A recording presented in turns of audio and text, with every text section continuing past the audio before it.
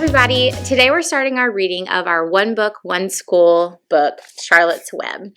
I'm Miss Anderson, and today we're going to read chapters 1 and 2. Chapter 1, Before Breakfast. "Where's Papa going with that axe?" said Fern to her mother as they were setting the table for breakfast. "Out to the hog house," replied Mrs. Arable. "Some pigs were born last night." "I don't see why he needs an axe," continued Fern, who was only 8. "Well," said her mother, "one of the pigs is a runt. It's very small and weak, and it will never amount to anything. So your father has decided to do away with it." "Do away with it?" shrieked Fern. "You mean kill it? Just because it's smaller than the others?" Mrs. Arable put a pitcher of cream on the table. "Don't yell, Fern," she said. "Your father is right. The pig would probably die anyway." Fern pushed a chair out of the way and ran outdoors. The grass was wet and the earth smelled of springtime. Fern's sneakers were sopping by the time she caught up with her father. "Please don't kill it," she sobbed. "It's unfair." Mr. Arable stopped walking. "Fern," he said gently, "you will have to learn to control yourself." "Control myself?" yelled Fern. "This is a matter of life and death, and you are talking about controlling myself?" Tears ran down her cheeks, and she took hold of the axe and tried to pull it out of her father's hand. "Fern," said Mr. Arable, "I know more about raising a litter of pigs than you do. A weakling makes trouble. Now run along."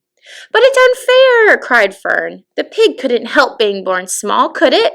If I had been very small at birth, would you have killed me?" Mr. Arable smiled. "Certainly not," he said, looking down at his daughter with love. "But this is different. A little girl is one thing. A little runty pig is another." "I see no difference," replied Fern, still hanging on to the axe. "This is the most terrible case of injustice I have ever heard." A look came over John Arable's face. He seemed almost ready to cry himself. "All right," he said.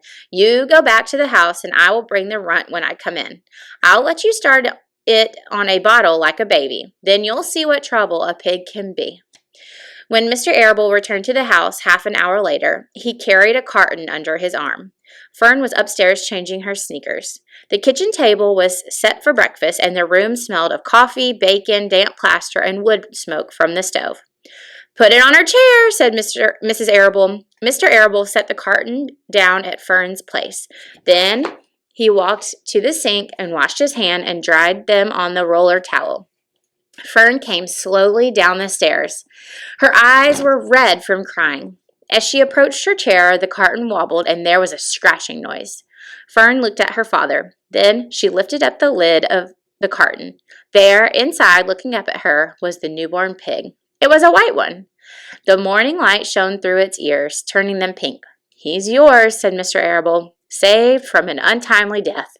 And may the good Lord forgive me for this foolishness." Fern couldn't take her eyes off the tiny pig. "Oh," she whispered, "oh, look at him. He's absolutely perfect." She closed the carton carefully. First, she kissed her father. Then she kissed her mother. Then she opened the lid again, lifted the pig out, and held it against her cheek. At this very moment, her brother Avery came into the room. Avery was 10. He was heavily armed, an air rifle in one hand and a wooden dagger in the other. "What's that?" he demanded. "What's Fern got?" "Well, she's got a guest for breakfast," said Mrs. Arable. "Wash your hands and face, Avery." "Let's see it," said Avery, setting his gun down. "You call that miserable thing a pig?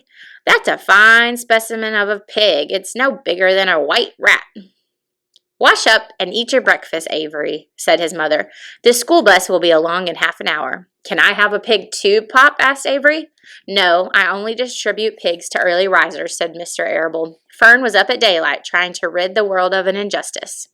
As a result, she now has a pig. A small one, to be sure, but nevertheless a pig. It just shows what can happen if a person gets out of bed promptly. Let's eat. But Fern couldn't eat until her pig had a drink of milk. Mrs. Arable found a baby's nursing bottle and a rubber nipple. She poured warm milk into the bottle, fitted the nipple over the top, and handed it to Fern. "Give him his breakfast," she said. A minute later, Fern was seated on the floor in the corner of the kitchen with her infant between her knees, teaching it to suck from the bottle. The pig, although tiny, had a good appetite and caught on quickly. The school bus honked from the road. "Run!" commanded Mrs. Arable, taking the pig from Fern and slipping a donut into her hand. Avery grabbed his gun and another donut. The children ran to the road and climbed into the bus. Fern took no notice of the others in the bus. She just sat and stared out of the window, thinking what a blissful world it was and how lucky she was to have entire charge of a pig. By the time the bus reached school, Fern had named her pet, selecting the most beautiful name she could think of. "Its name is Wilbur," she whispered to herself. She was still thinking about the pig when the teacher said, "Fern, what is the capital of Pennsylvania?" "Wilbur," replied Fern dreamily. The pupils giggled. Fern blushed. Chapter 2, Wilbur. Fern loved Wilbur more than anything. She loved to stroke him, to feed him, to put him to bed. Every morning, as soon as she got up, she warmed his milk, tied his bib on, and held the bottle for him.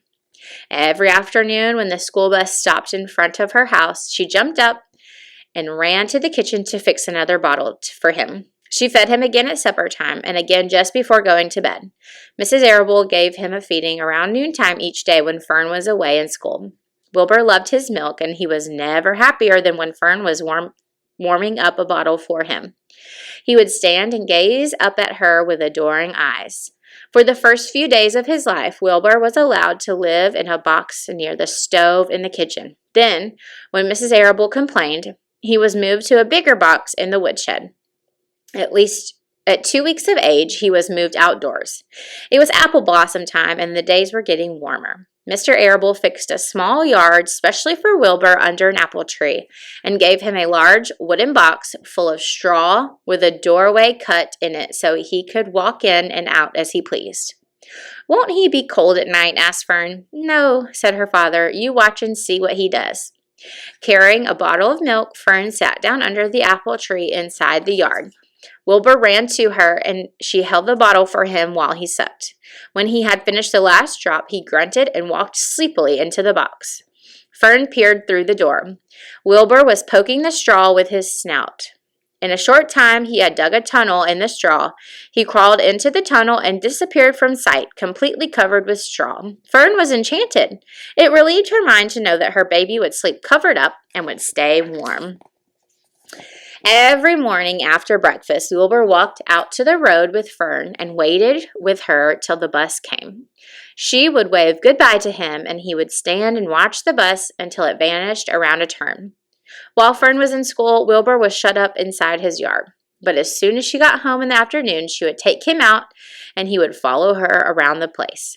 If she went into the house, Wilbur went too. If she went upstairs, Wilbur would wait at the bottom step until she came down again.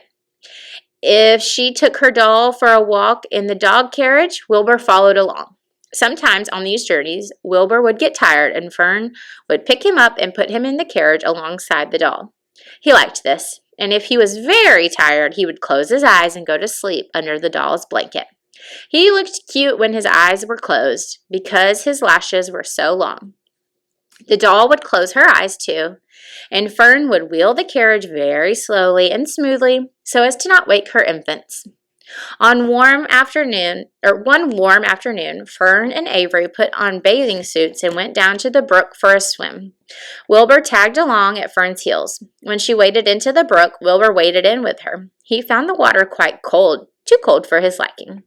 So while the children swam and played and splashed water at each other, Wilbur amused himself in the mud along the edge of the brook, where it was warm and moist and delightfully sticky and oozy.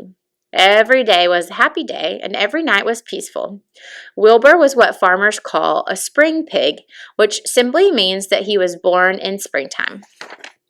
When he was 5 weeks old, Mr. Arable said he was now big enough to sell and would have to be sold. Fern broke down and wept, but her father was firm about it.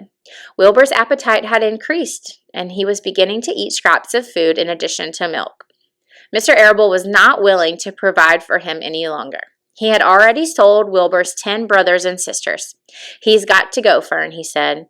"You have had your fun raising a baby pig, but Wilbur is not a baby any longer, and he has got to be sold." Call up the Zuckermans, suggested Mrs. Arable to Fern. Your Uncle Homer sometimes raises a pig, and if Wilbur goes there to live, you can walk down the road and visit him as much as you would like. How much money should I ask for him? Fern wanted to know. Well, said her father, he's a runt. Tell your Uncle Homer you've got a pig you'll sell for $6 and see what he says. It was soon arranged. Fern phoned and got her Aunt Edith, and her Aunt Edith hollered for Uncle Homer, and Uncle Homer came in from the barn and talked to Fern. When he heard that the price was only $6, he said he would buy the pig. Next day, Wilbur was taken from his home under the apple tree and went to live in a manure pile in the cellar of Zuckerman's barn. That's all.